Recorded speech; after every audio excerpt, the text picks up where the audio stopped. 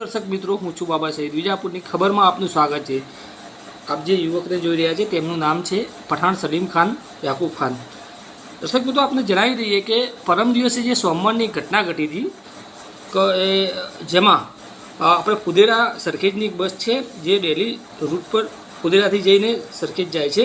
એમાં કહી શકાય કે જે પેસેન્જરો રોજિંદા હોય છે અને મુસાફરી કરતા છે, પરંતુ દુઃખદ ઘટના હતી પરમ દિવસે સોમવારના બપોરે જ્યારે અહીંથી બસ ઉપડી, ફુદેરાથી ઉપડીને વિજાપુર અને વિજાપુરથી ઉપડી હતી ત્યારે પેસેન્જર ભરેલી બસ હતી.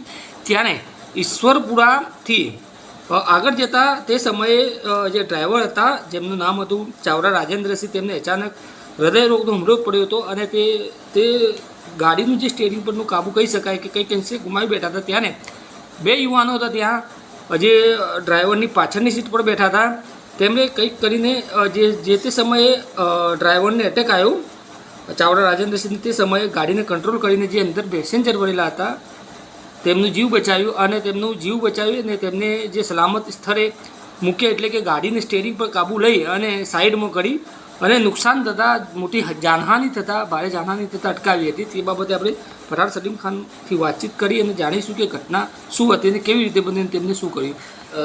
સ્વાગત છે સલીમ ખાન આપનું. શું હતું તે દિવસે, એમને ઘટના વિશે જણાવો ને. જે સોમવારના દિવસે જેમ સવારે રાબેતા મુજબ જેમ કે રોજ ડેલી હું વિજાપુરથી અમદાવાદ અપડાઉન કરું છું જોબના કામકાજ અર્થે. સો મારી જોબ પર જઈ રહ્યો હતો ત્યારે અમે જેમ 8:45 જે વિજાપુરથી ગાડી ઉપડે છે અને જે અમે લોધરા ક્રોસ કર્યા પછી લોધરા અને ઈશ્વરપુરાની વચ્ચે જે ડ્રાઈવર સાહેબ છે રાજેન્દ્રસિંહ ચાવડા, એમને જે હૃદયરોગનો હુમલો થયો. તો મેં જે સમય સૂચકતા જોઈને મેં દર્શન રાવલને કહ્યું કે જરા તમે કંટ્રોલ કરી લો ગાડી, પણ એ અસમર્થ હતા કંટ્રોલ કરવામાં. તો પછી મેં પોતે ઝંપલાઈને સ્ટેરિંગને મેં કંટ્રોલ કર્યો અને ગાડીને કંટ્રોલ કરીને વ્યવસ્થિત રીતે સાઈડમાં ઊભી રાખી અને સ્ટોપ કરી મેં ગાડી. કેટલા પેસેન્જર હોઈ શકે છે બસમાં? આશરે 60 પેસેન્જર, આઈ થિંક ફૂલ ભરેલી હતી ગાડી, આખી ગાડી પેક હતી. જોઈ શકો દર્શક મિત્રો, જે રીતે ગાડી ભરેલી હતી અને સ્વાભાવિક વાત છે કે અમદાવાદ જતી બસ હોય છે એટલે ત્યાં પેસેન્જરો ગાડી ભરેલી જ હોય છે, પેસેન્જરો ફૂલ હોય છે.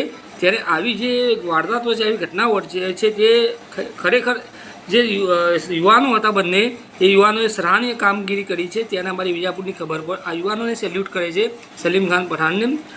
અને જે બીજા ભાઈ હતા, શું નામ હતું એમનું? દર્શનભાઈ રાવલનું, તેમનું પર સેલ્યુટ કરે છે.